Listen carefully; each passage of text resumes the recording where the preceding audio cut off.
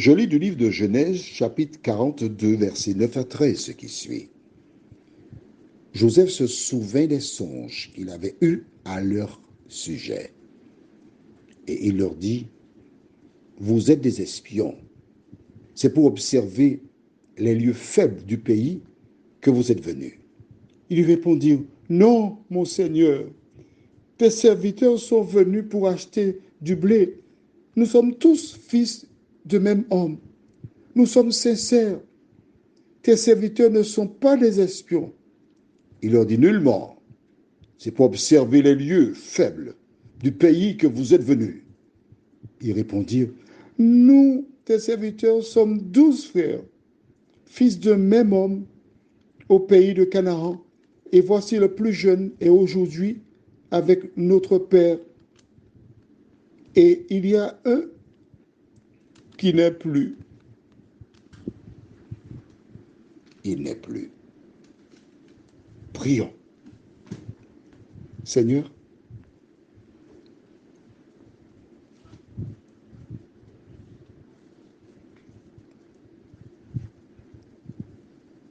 quel moment difficile pour Joseph. Ses frères, là, qui indiquent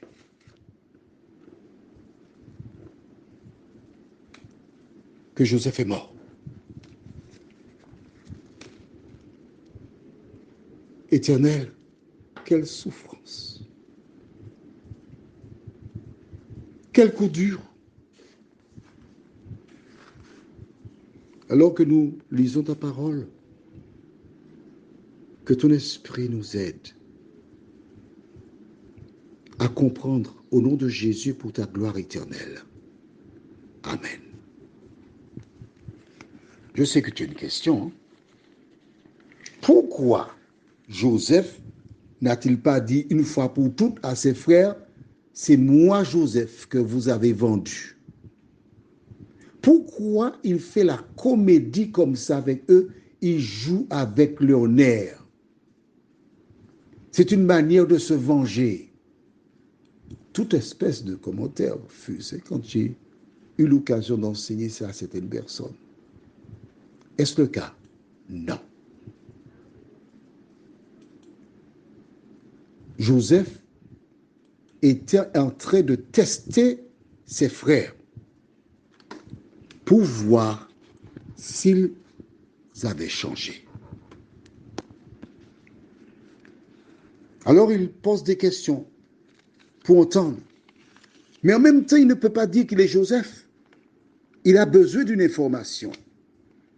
Il veut savoir si son père et son frère sont encore vivants. Parce que jusque-là, il y a une vingtaine d'années, il ne s'est pas manifesté, il n'a rien fait, il a besoin de l'information. Alors, à travers ces questions, il est en train de naviguer.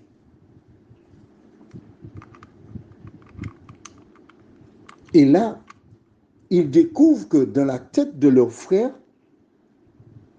il est mort. Ils préfèrent croire que Joseph est mort.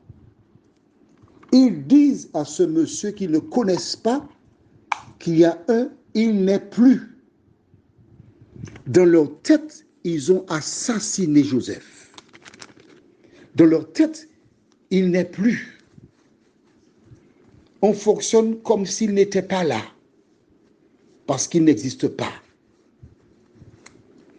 Est-ce que ça t'arrive de vivre des expériences comme cela? Oh oui. Tu es quelque part, on demande l'avis aux gens, mais pas à toi. Non, ton avis ne compte pas. Tu es un rien de rien.